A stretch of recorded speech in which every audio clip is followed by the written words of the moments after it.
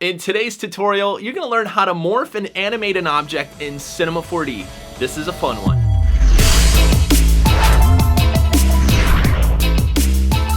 Hey everybody, it's Nick here again from Greyscalegorilla.com, bringing you the tools, training, and tutorials to help make you a better motion designer. Now today's video was recorded during an AskGSG, which is where you can ask your Cinema 4D questions live directly to us.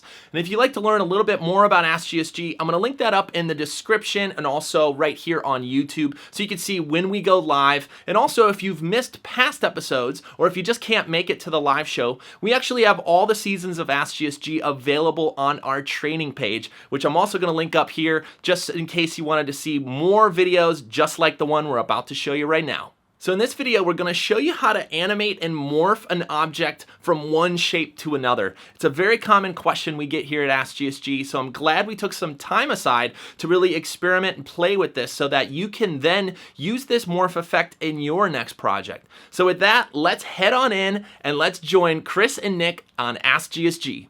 Hey everybody, and welcome to another AskGSG. This is a kind of a new one for us. There's actually me and Chris are in the room, and we're going to try to tackle this piece that Mario was asking about, and it's this cool Volkswagen spot where there's a bunch of morphs. Let's see. We are Flink. Check them out. We're Flink? Yeah, we have the whole client list. Open up the. They won a bunch of awards. Open up the read more for the full client here. Let's make sure you do that. I don't know where that is.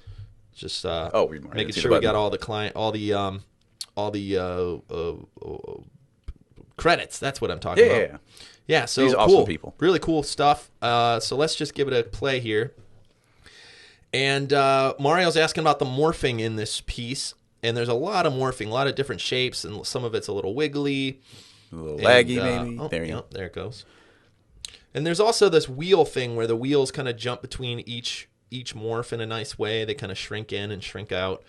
And so we were talking a little, maybe we just try to tackle this, Chris, from like 2 or 3 basic shapes, plus try to see if we can get the wheels to scale with our shapes, like that one right there, like that kind of scale. Right.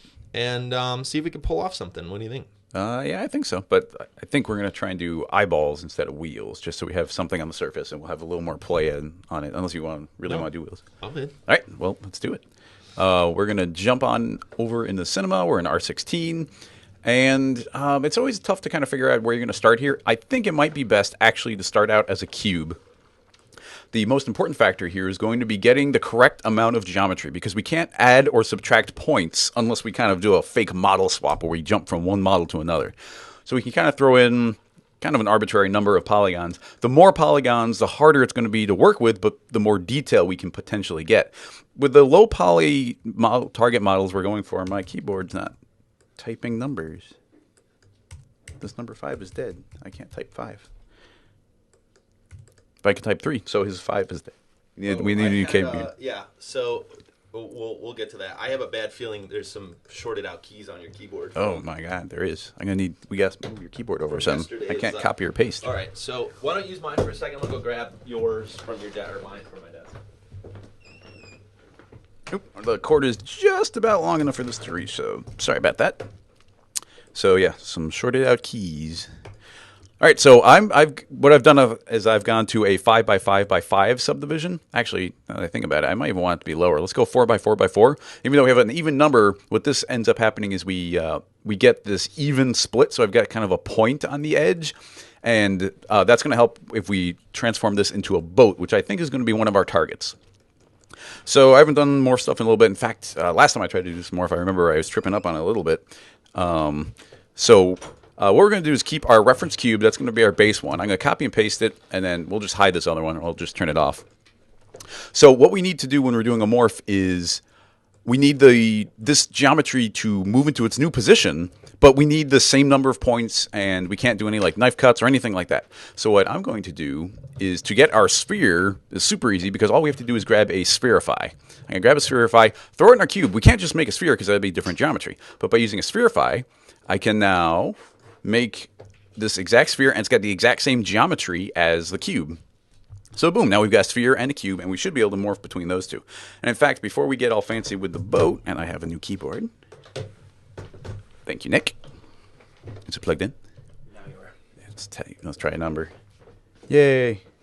Do you know how hard that would have been if Nick wasn't in the room too? All right, so It's working out already. so yeah, these are two different pieces of geometry, and let's try morphing between just the two of them because I'm a little rusty on the morph stuff. So we can do a current state to object on each of them. So I'm going to do current state, and on this cube I'm going to do, actually I want to not lose the original, so I'm going to do another current state on this one. So these are our two objects that we want to morph between. In fact, I'm going to copy and paste them into a new file. There we go, they're both here.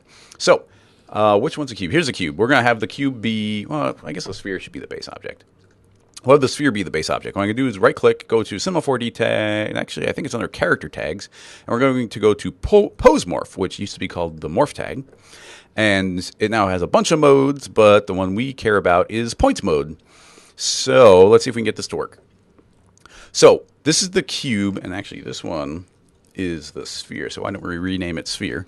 And I'm going to, let's see if it really is this easy. I'm going to try and drag the sphere in, and it's going to ask me if I want to add it in as an absolute or a relative morph target. And we're going to hit yes because I want it to be absolute, which means I don't think we need it in the scene anymore. Now, if this works, I'm not sure it will. If we go to animate, yeah, it totally worked. Awesome. I'm going to hide the sphere, so now all we have is a cube. As I drag our sphere slider up and down, our cube is now morphing between those two shapes. So we don't even have to manipulate the model on the same model. We can do it off of a copy of it. And because all the points match exactly, it will continue to work for us. So that means is we could actually just take this cube and paste it into a new file and make as many new models from it as we want to. I just broke it because I didn't copy the other cube in with it, but that's fine. I go back to one of our base cubes in here. I can open up a new file. Now we've got this cube, and I can morph this. As long as I don't create or destroy any points, I can put it into any shape that I want, and we'll be able to morph from it to other shapes. So I'm going to maybe turn this into a rowboat really quickly. So I grabbed my front points, I grew my selection, I'm going to pull them forward again. I can grow my selection again. I just have to keep deselecting the points I don't want to be part of that selection. And I'll keep pulling that forward a little bit. That's pretty good there. We'll go to the rear of it, grab maybe these points. We'll pull those back, grow that selection, deselect these, pull that back just a little bit. You make this look too easy, Chris. Sorry. I'd be asking you 8 questions already just to like select half these things. To keep my geometry even, I'm going to grab these loops and I'm going to scale them out just to have those be a little bit more even. Oh, and cool. Actually, if we're going to add a little bit of a depression in here, and this entire thing might end up in hypernerbs, which would probably be a good idea, I'm going to scale these out and get the points a little more evenly distributed as far as the geometry is concerned. Oh, yeah. So that'll look a little nicer on the hypernerbs, but I could also potentially grab these points and pull them down, and that's going to give us the inner geometry. And if we think of this entire thing in a hypernerb, or a subdivision surface rather, then you'll see the geometry that we're getting on that. Of course, now this bottom part needs to get pinched, or we need to make it smaller. I'm actually going to go to polygon mode so I can grab this easily. The fastest way is going to do a loop selection and then do a fill selection, and it'll give me the entire bottom. And now I can maybe just scale this down. Cute. And then scale it down a little on Z, and then I'm going to grow my selection. I'm going to scale that down, and then scale it down a little bit, and then grow it again, scale it down, shrink it a little less, and there we go. And now maybe I'll just grab the entire thing. Oop, I just hit save by accident. Grab the entire thing, shrink it down so it's a little bit more, a little shorter. Go back to points. I still got these points in the middle selected, so I can pull these as far down as I need to without them quite intersecting. And there we go. Now we have a boat shape. Nothing super fancy, but we've got a boat. So let's go ahead and rename this one boat. And we'll go back into what I think is that is not the main file. We'll go into this one. And if we paste this one in here as well, and I guess I didn't copy. Sorry about that. Copy.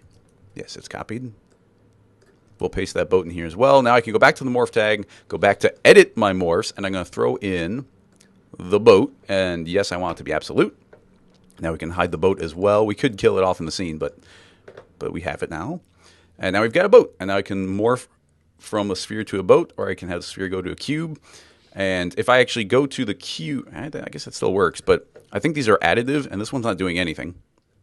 But these are an additive thing. I'm going to delete that pose because we don't need it. But these are additive, so I guess the boat's overriding it, so Interesting. I thought those would be additive. But this is the end result we actually want, so let's not worry about that for right now.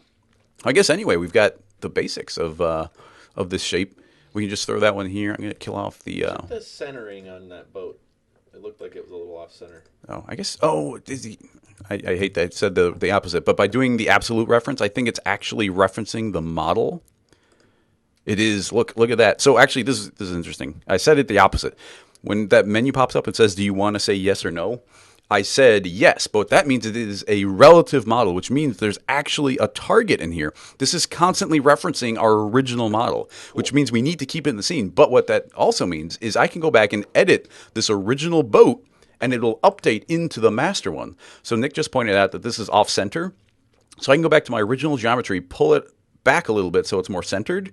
And if we wanted to, let's say it's up in the air a little bit more, something like that, that should automatically update in our master morph when we're in animate mode. So now you see that it's not pushing as far forward as the last one was. That's cool.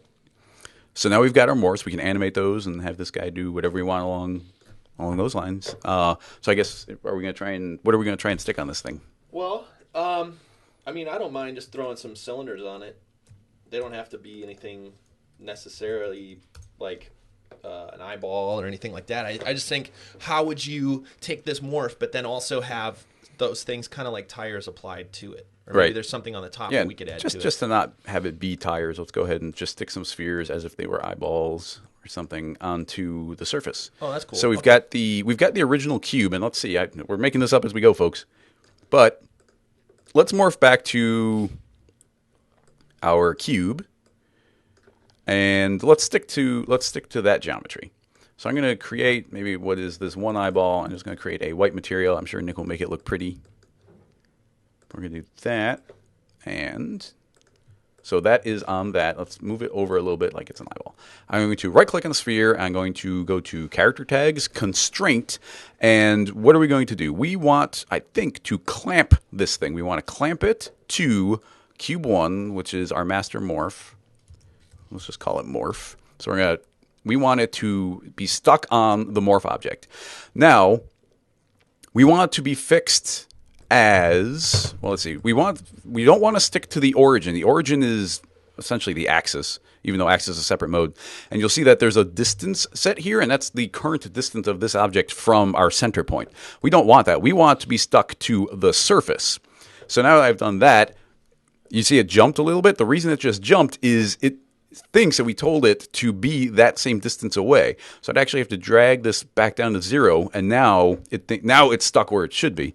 In addition to that, let's see, we've got it aligned to Y. That's fine. It's just a sphere. It doesn't matter. And it wants to know the orientation it should be pointing. It's a sphere, so it doesn't matter much, but if we put a pupil or these were wheels or something, we'd want it to be aligned properly. And the way we want it to be aligned, I think, is going to be the Phong normal, which is the smoothest of all of them. The straight normal would be just stuck to that geometry, but it wouldn't account for the hypernerbs and the nice smoothing that we're getting. So yeah, we'll do the Phong normal on there. It's a fixed position.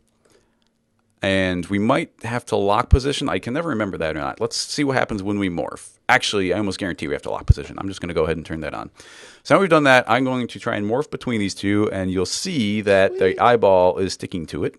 And now if we transform it to a boat, let's see where that ends up. Oh, cute. So yeah, there we go. Then now, looking at this in boat mode, this is making me think that we want this a little bit lower. So I'm going to try and pull it down, but I can't. I can't pull it down because I think we're on lock position. If I turn that off, I can now pull it to a new position, and when I say lock, it is now locked there. And you'll see our axis is pointing straight away from the surface. So now that I've locked it in the new position, it should remember that, and I should be able to jump between our other morphs, and it's going to maintain that same relative position. That's really cool. So now I'm going to maybe shrink it down a little bit because it's intersecting that geometry.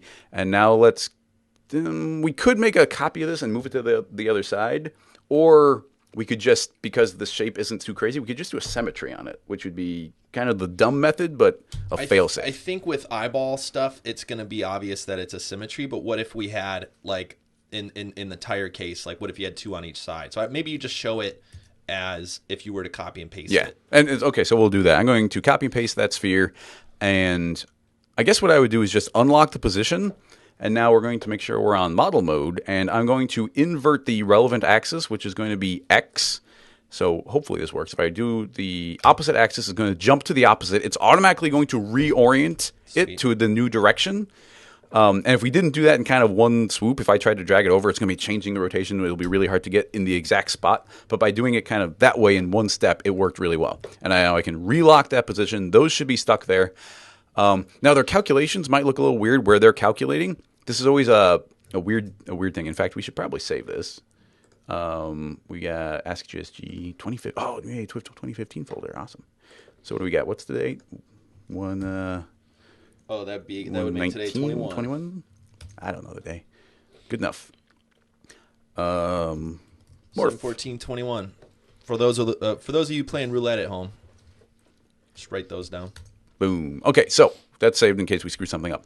But the point being, as I drag this, it might be a little hard to tell, but as I drag this transform, actually they're stuck on there pretty well. But as I drag this transform, there's a chance that they're going to be kind of lagging one frame behind. I'm not really seeing that. But if there were, we could try and change some priorities. But it seems to be working, so I guess we don't have to worry about that right now.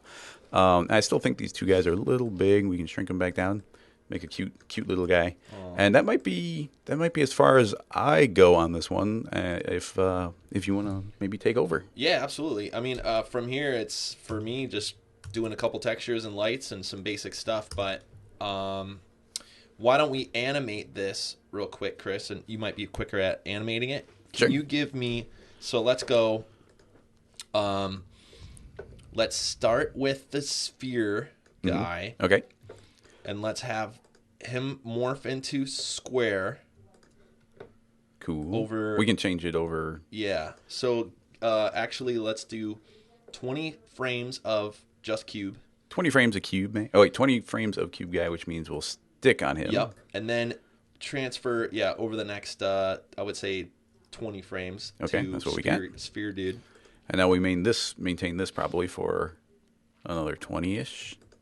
Yeah, give it a little bit more timing on the hold, just so we can, so there's a little bit of beat to it. You're going to give us more frames. Sweet. And now we can... I guess another 20-frame transition. Unless we want something different, but we'll morph into the boat. Yeah, there we go on that. Sweet. I guess we should loop back. We should go back to a sphere. Oh, okay. There you go. So record both those keyframes again. I guess I didn't quite give me enough frames. So jump back over, and now we'll go back to original sphere. Sphere, man. So now we should have a loop.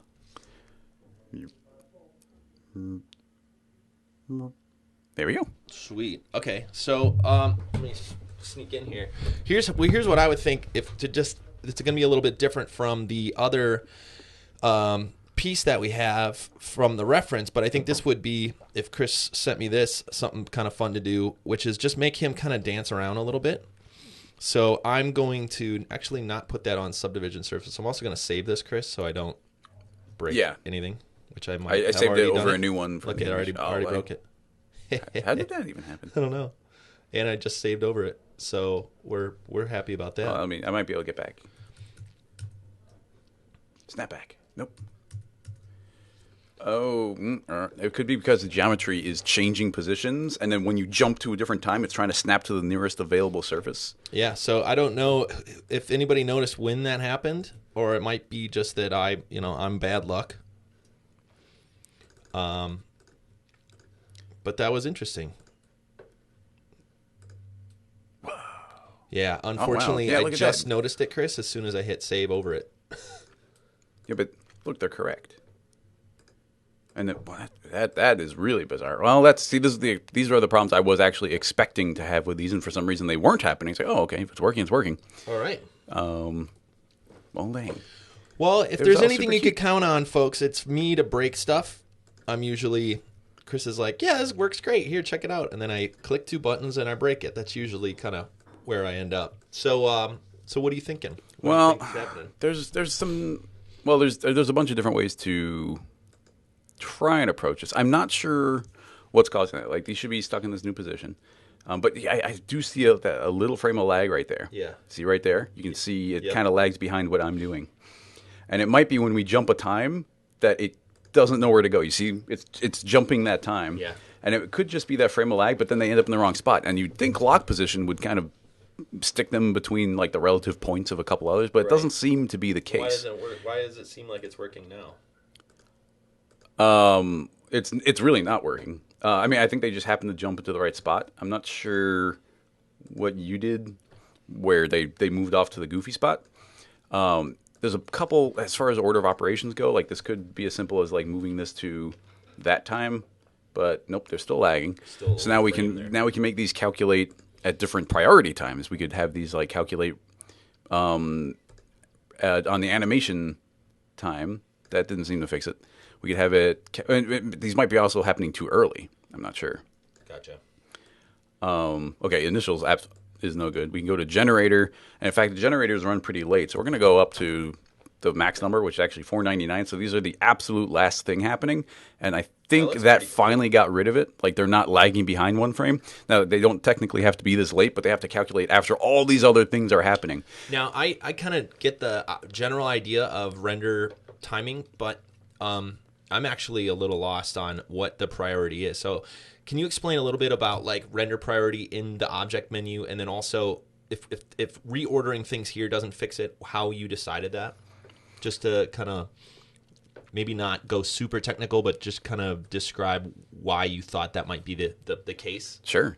Well, first of all, the order of operations in Cinema is it reads like a book. So it goes like left to right, and then it goes top to bottom. So something that's up higher will calculate before the ones that happen below it. This usually isn't relevant for almost every project you do. It just doesn't matter. Until you get to rigging, when it's like, oh, this null is telling the arm where to go, but that's relative to where the shoulder wants to be. So the priorities become really important. And technically what we just did is some very simple rigging, not even counting the morph. Like we just rigged these spheres to attach to a surface. So if we click on the morph tag, you can see when it is prioritized. This is calculating at the time of expressions. But that could be happening, like I'm actually not even 100% sure. I tend to even just jump around and guess. Sometimes I know, but like this is when the animation's happening. And after the animation happens, then it's calculating the expression. But if let's say these are keyframed, like we have got keyframes here. So this is like animation happens and then expressions happen. But these are animated, so which is coming first? I'm not 100% sure. Gotcha. And then like, I don't think it's affecting this, but we've got the subdivision. And so if we were on top of the subdivision, then that's a generator object. So if we actually had these being stuck to the subdivision surface, the priority would change again, where we want these to calculate after the generator. And in individual objects, there's no way, I don't know of any particular way of finding out when they generate, but this subdivision surface calculates at a particular generator time. Like it might have a value of generator 200. Gotcha. And so if you want to calculate before, you'd have to go one lower or one higher. I don't know what it is, so I just went to the last one. This is generators, the last one in the list. It happens latest, and then I put it on the biggest possible number. So this is the latest that anything could be possibly calculated. So that does seem to stick it, but I still feel like, and I don't know, I'm going to save it because that's kind of working. But I think if we jump to the earliest time, they're still going to get left behind. Oh wait, they didn't. So that seems to be working. Yay! So what you did to break it, that seems to fix it. All right. So you saved it? Yes. In fact, why don't we save it as a new file? And there. Now go ahead and break it. Okay, here we go. So here's what I'm thinking. I'm thinking this guy, this little character here is dancing around a little bit. So I'm just going to give him a little low null. And on that null is where I'll put this stuff. So hopefully that way I'm not breaking any of that. And it's all sticking together. But now that the null is at the bottom, I could grab something like signal, and I could add a noise modifier and maybe even a bass modifier for some rotational stuff. So we could just grab rotation here and drop it in signal.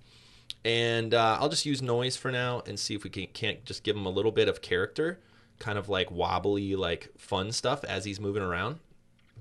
So real basic, but this way, if this character had, eyeballs, which I'm not sure if these are aiming the right way. It looks like they're straight out from the surface, so that he'd look a little like cross-eyed. Cool. So we can actually. But you can also give him like little black beady eyes, and then it wouldn't matter. Yeah, I think if I just grabbed a gradient, and went, let's see, circular. Yeah, those always stretch weird, but you can give it a go. let's see if I could just cut this in half if I can't get. Yeah, they're stretched weird. They always stretch weird. You have to set them to. You could do it, but you have to set it to a flat projection. Now linear. No, he's a little sad now. Yeah. Now how would I map onto him? What I could do is switch the spheres mapping. Yes. Is that correct? And I could do this even on both of them. I'm not sure with which the ones. What projection type are you on? Just change to flat. Right. Yeah, I'm sorry. The gradient. Oh, in here, linear. Yeah, 3D linear. You got to turn off the 3D because that means it doesn't care about the projection anymore. Oh, gotcha. I don't know why I went to that, so I'm just going to go to V. So there we go. So now we could just reverse this and make it a lot smaller. And it's still coming in there. Almost. It's getting there. There it is. There's a real sensitive spot, but that's actually, I wouldn't have thought to do it that way. That's interesting. Okay, so yeah, there you go. There he's got his little weird little eyes there.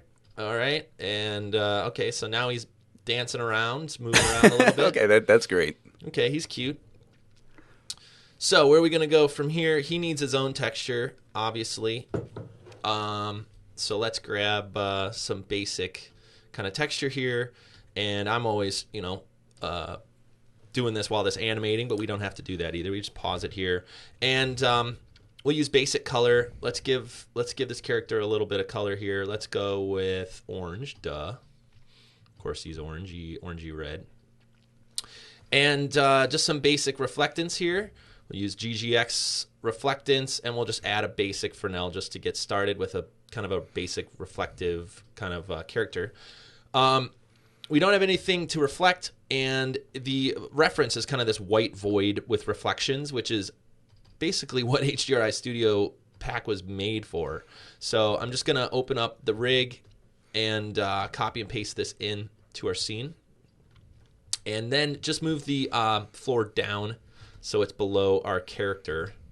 And now, hopefully he's not moving around. So we can add things like position and make this thing dance a little bit more, do whatever we want to, but we just don't want it to intersect the floor. So there we go. He's cute. He's looking good. Let's also set up our widescreen. Looks like... Oh, no. Yeah. We'll have to see what happens there. I think if it starts from the beginning, it'll be fine, but it didn't render the right frame. Well, it's rendering current frame, so it jumped to 60, but that means it's falling behind, which means there's still technically some sort of priority problem. Okay, so we'll do a test here, but I just want to make sure we're working at 16:9, and just so we can render it and everybody can see, I'm just going to shrink this down so that when we do render, it's going to kind of show here. Also, we're in a different window. So I'm just going to go to Startup User so we get our little tabs up here, just so I could jump between our views here. So let's do frame 1 just to make sure everything's okay. And here comes Team Render, and yeah, check it out. That's interesting. So we are going to have Well, okay, here's what you got to do. And this is really goofy, and this might not be a bug in Cinema, but I bet you anything, if you rewind the timeline all the way, yep, and then render, it'll be correct. Okay, just did that. And I think that's what I just did, actually. No, you weren't at frame 0. Really? You rendered frame 0, but you weren't at... Oh, it didn't work. I thought it would. Yeah, I thought I went back to frame 1 or frame 0 and did that, and that's... I cannot possibly account for why they're jumping down right there. Well, let's get him textured up, and then maybe we'll jump back and see if there's a secondary thing we could tweak. But we have our basic reflections now. But he's living in such like a bright world that this default HDR is a little bit dark. And if we turn this on, you could see if you turn a preview on, you could rotate it. There's just a lot of black in this one, which actually helps on a lot of renders. There's a lot of contrast, but because I want him in such like a white world, we're just gonna go pick more something like a tent here, maybe with a little bit more kind of color around it. Maybe we'll keep it black and white, but this will be a lot brighter around. So let's do that, and that's looking pretty good. We also have this default light that we don't want. So I'm just going to turn off our default light. And I think I'm also just going to do a basic kind of softbox just to get some basic light on him. In this case, I think an overhead softbox is going to go a pretty long way. I like overheads. And we're just going to move that down a little closer to our character here. Chris, we have a name. What do you think? Squishy the sphere here. So one thing I'm going to do is set this to, it's already on area, but I want inverse square lighting here, not clamp. Sometimes I like the clamped because I don't like it getting too bright, but I do like this kind of really bright highlight on him, on Squishy. And so there we go. So now we got some of that, but it's kind of too shadowy on the bottom, and that's where I'll pull in something like a global light to just kind of fill in some of those gaps in the bottom. So there he goes. All right, and let's just try out other shapes to see how we're sitting here. We got some nice shapes going on, but that softbox, while it's really nice, it's just kind of too soft, right? It's kind of too large. I'm just going to shrink it down a little bit, and what this will do is make the shadow, it makes it more focused. So you can see now, instead of this really giant shadow, we have this really more focused shadow, which still might be too much, but I kind of like it. I kind of like the feel of that. And the only other thing I want to do is brighten up our global light a little bit more, and maybe even turn our softbox up a little, and shrink our floor just so we could try to get a little bit more reflections on the edge of our little character here. So floor size, we only need it as big enough to catch a shadow and no more. There we go. All right, so we have our character, and we're going to turn off our preview on our HDRs. And we're looking pretty good. The only other thing I want to do is cheat that softbox. So I'm going to set up a camera that I could come back to. And because we're always going to face our character from that one side, I want to cheat this softbox over to the camera edge just to kind of push a little bit more highlight on the edge here. He also has like specular and nice little things like that. So there he goes.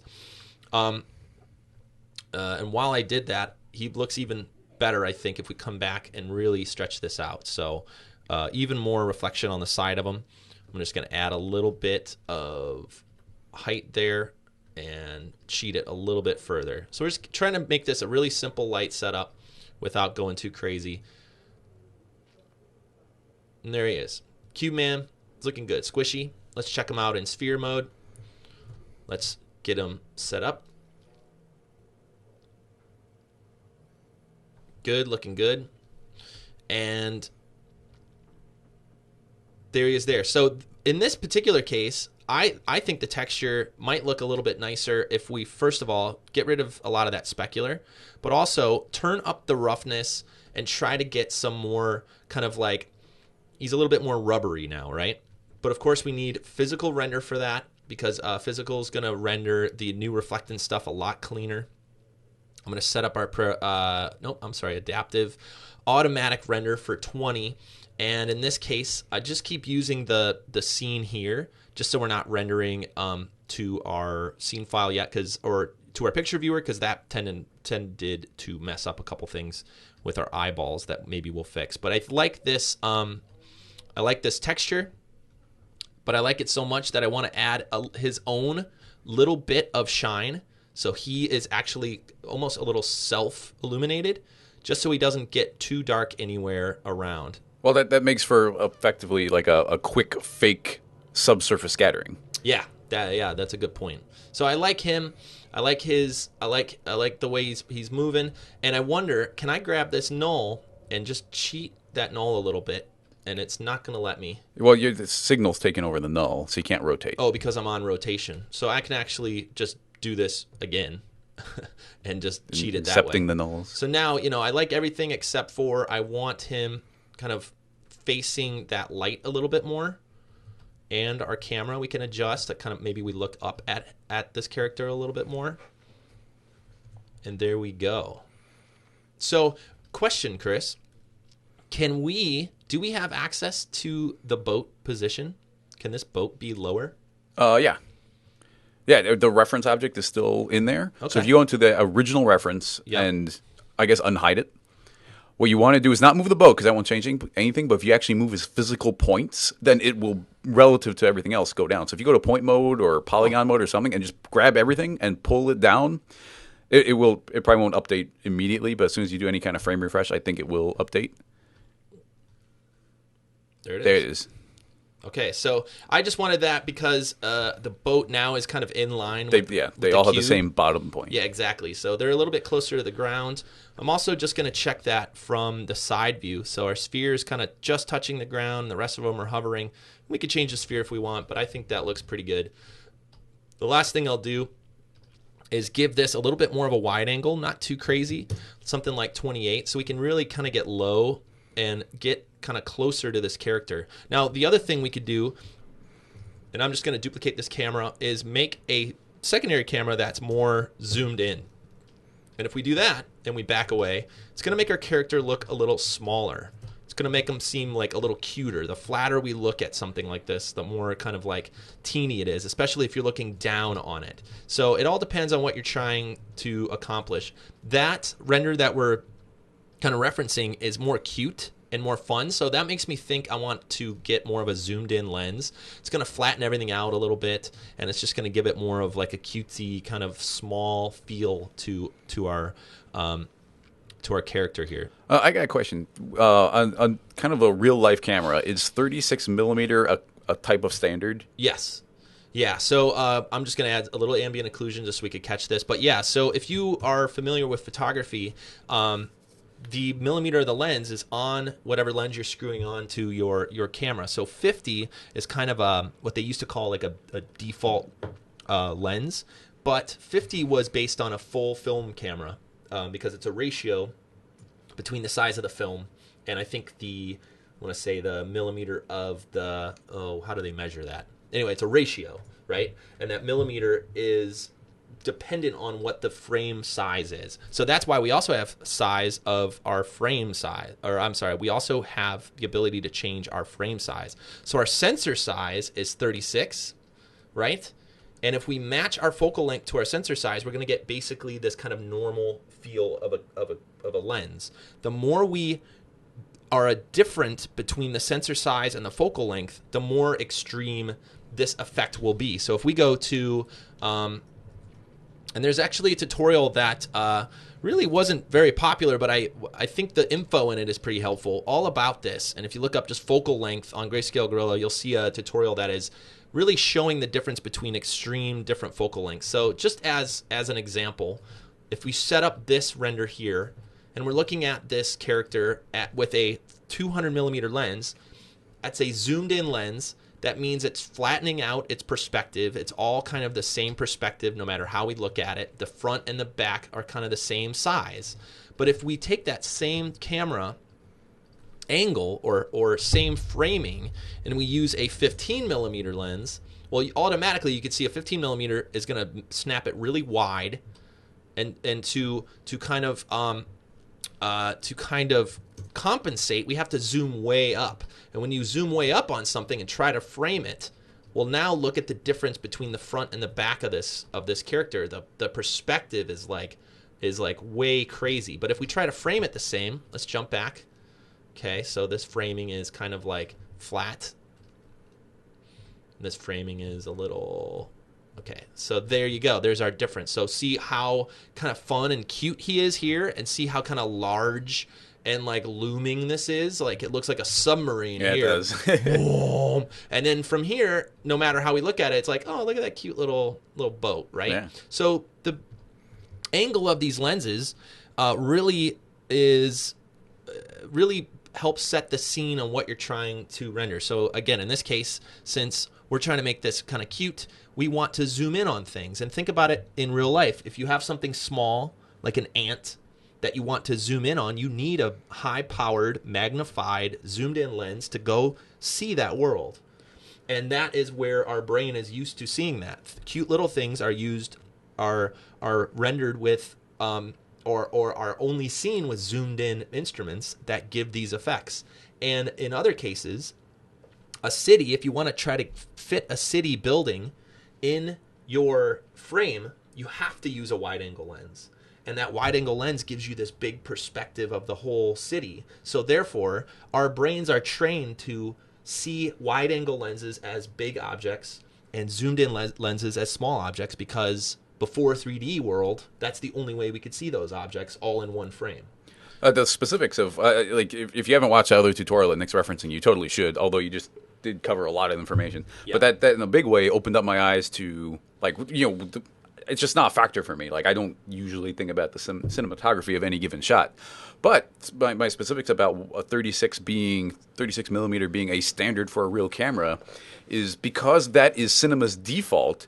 That's almost like you wouldn't use a default cinema light, you wouldn't use a default cinema texture. Like you have to change those things, and I think that might be an element people don't often think about, to change that piece of it. And it could be a way of like glancing at like somebody who's been using cinema a long time, or a real professional, they're always going to change their lens. Right. But somebody who's maybe new and they haven't gotten into it that much, you can kind of tell, like you don't even realize it, but you're looking at it and you're like, that looks like a cinema render. That looks like C4D.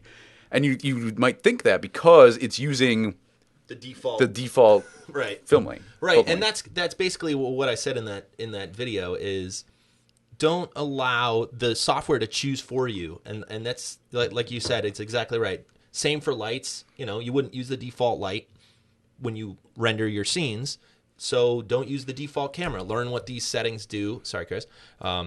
And learn about the depth of field, and it all plays against one another. So if you actually know this stuff with real cameras, a lot of it translates, which I think is pretty cool. But yeah, check out that video, and I guess we're almost done. Get back on topic on this one. So there's like that long section where the mouse isn't moving. Yeah, that's true. Maybe we should have switched to our faces. Okay, so I'm going to use this lens just to kind of set that up. And now we have this looping thing. The other thing that's not looping is the noise. So you could see it kind of snaps. But in Signal, I could tell it to loop on 131 frames.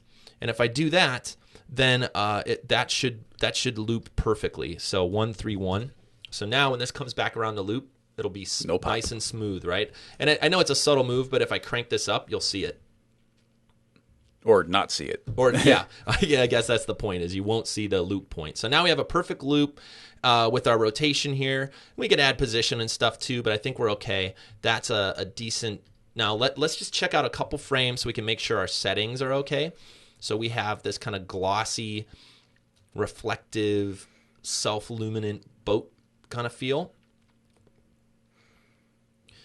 And I would say everything's pretty good except for these shadows get a little dark. And because we're in Magic 3D land, we can go to our softbox and basically either shrink it a little bit more, or what we can also do is just turn down our shadow density. So we could just cheat that shadow to be not so dark.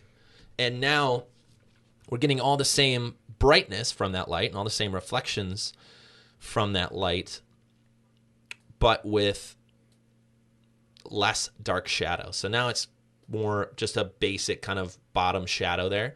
And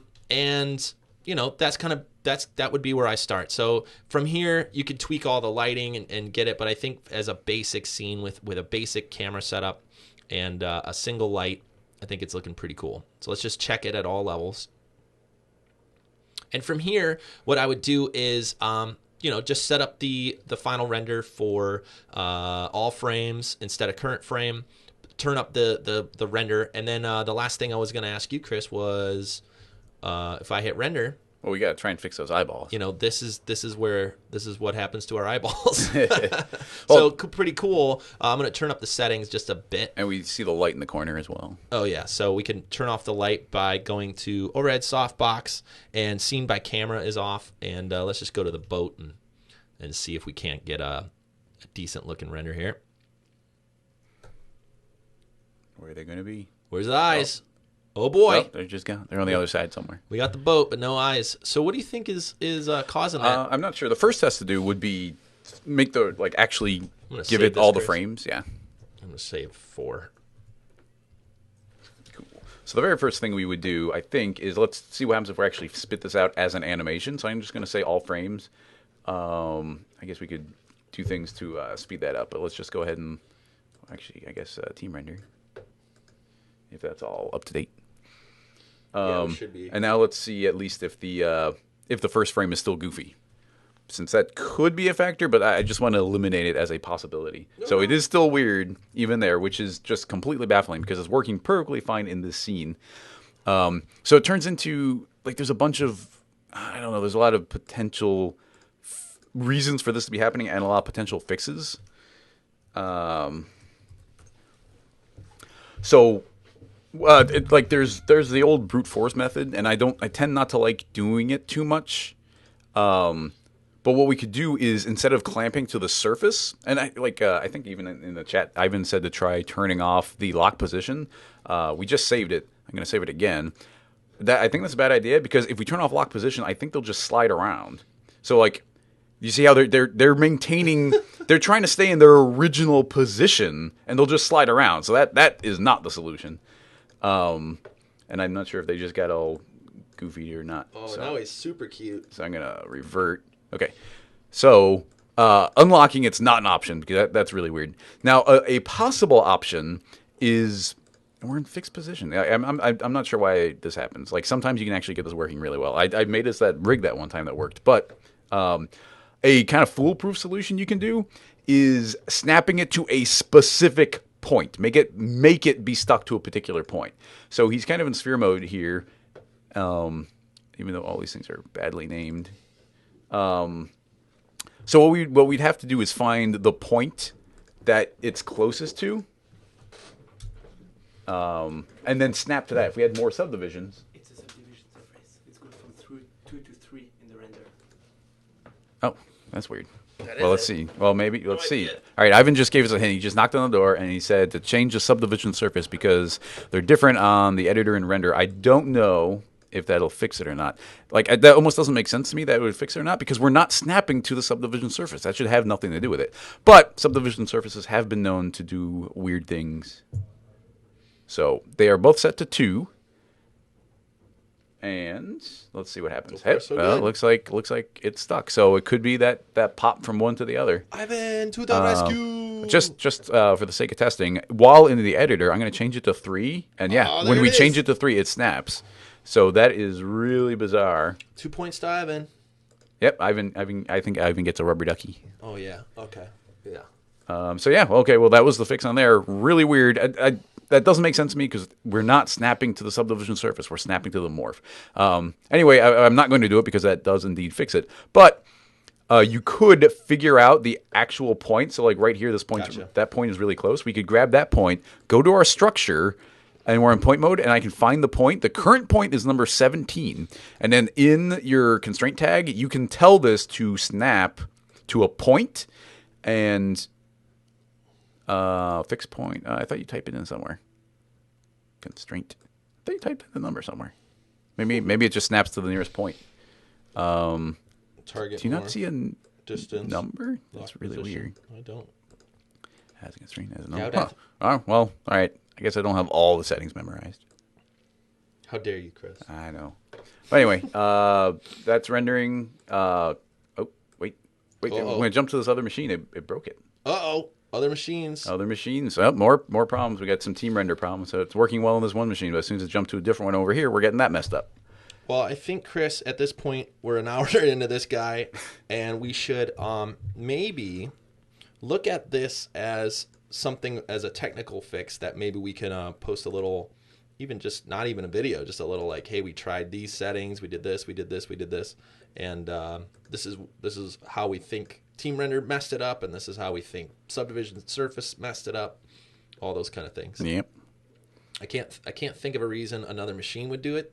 We try to keep everything identical, but there we go. Yeah, I think that'll do it for this one. Thanks again for watching, everybody. Now, don't forget, if you have a question for us at AskGSG, thanks again for coming, everybody. Now, don't forget, if you have a question for us at AskGSG, click down below and learn about when we're on live and how you can bring your questions live directly to us. And also, again, if you can't make it, we record all the shows. We actually give away the scene files as well. You can click on our training page down below to learn a little bit more about that.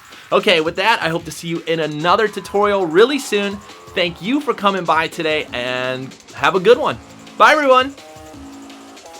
And we answer, I love you. We answer the question, who loves you?